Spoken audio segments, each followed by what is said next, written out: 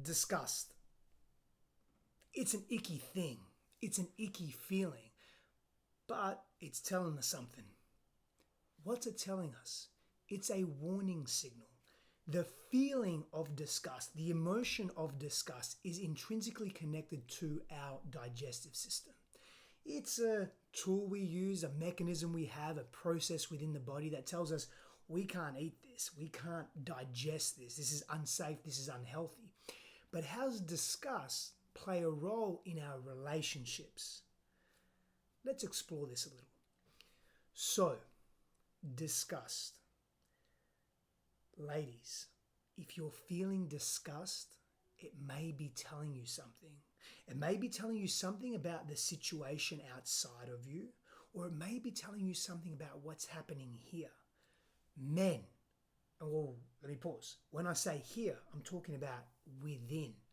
It could be a warning signal, it could be a trigger, it could be an activation of some sort, a charge, a reminder that something in your environment doesn't feel safe, and it's an activation, a habitual activation. Or maybe there is safety in your environment, but it doesn't feel like that. So the body says, let's be safe than sorry. Better to be safe than sorry.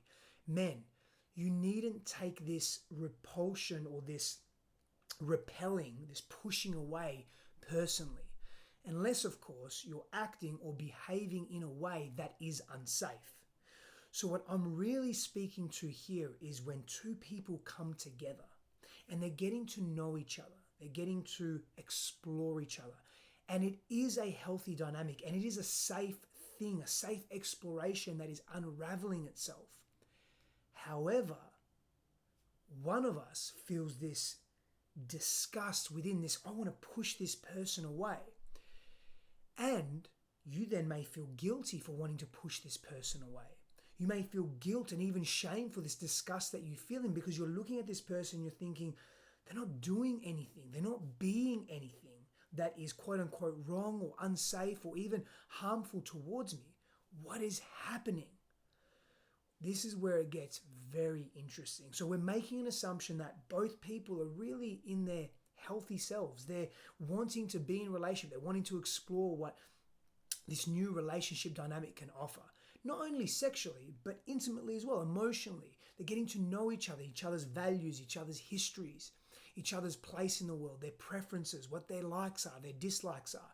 But then this overwhelming feeling of disgust comes when maybe that man makes an advancement, or maybe the woman makes an advancement, a physical advancement, just to even touch the hand, or place a hand on the shoulder, or lean in a little closer.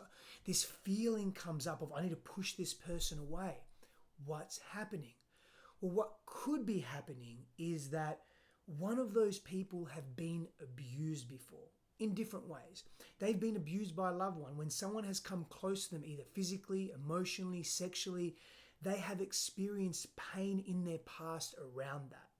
And therefore, the nervous system, in part, at some level, deems that every interaction that's going to be intimate, that's going to be close, may prove to be dangerous.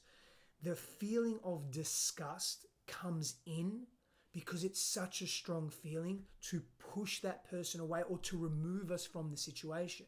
Now, what happens in that is that we deny ourselves of healthy intimacy and healthy connection until we heal these past wounds, these core wounds, these historic wounds that we have experienced, this pain, these fears that we have gone through. Until we heal that, and until we feel safe enough in our bodies and regulated in our bodies, physiologically regulated in our bodies, where our nervous systems aren't massively activated in sympathetic nervous system response or dorsal vagal sympathetic nervous system response, which is basically us shutting down, we are not going to allow intimacy into our lives. And we will struggle deeply to experience intimacy and experience closeness. And we will consistently push people away that are safe. Now, of course, we have access to parts of our bodies that are very protective, and rightly so. They are warning us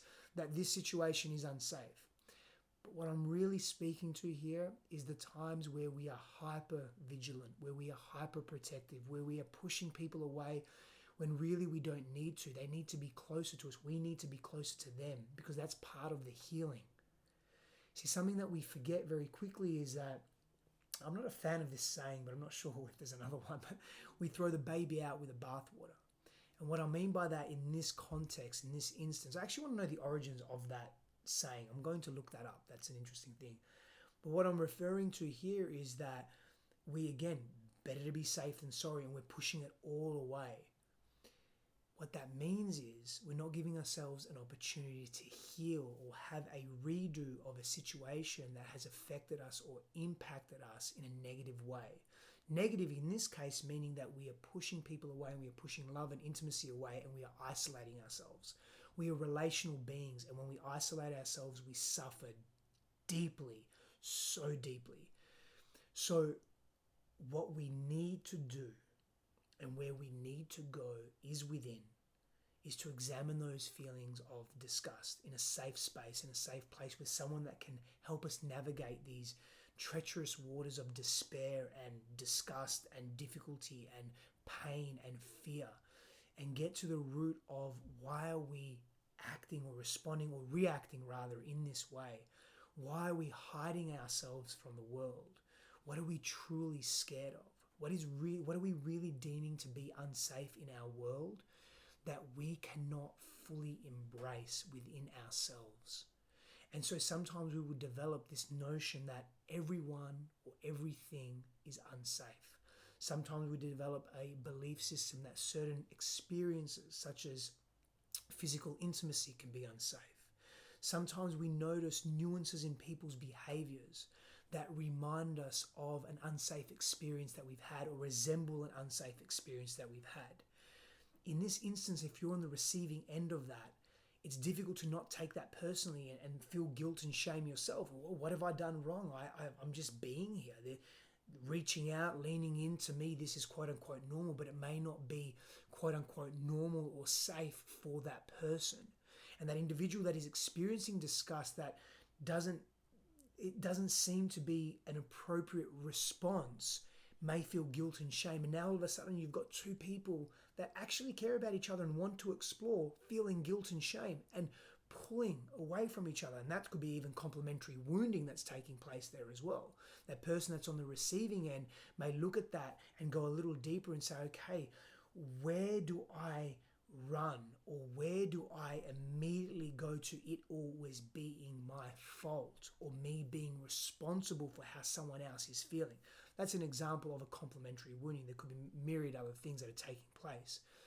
But what's again important, I want to come back to this, is doing that inner healing, whether it's inner child healing, whether it's psychological exploration, somatic exploration, trauma release therapy, going into these places in a very safe and regulated way, learning how to regulate our nervous system, regulate our physiology, in other words, calm all of that down, move into dorsal vagal parasympathetic nervous system response where we feel safe.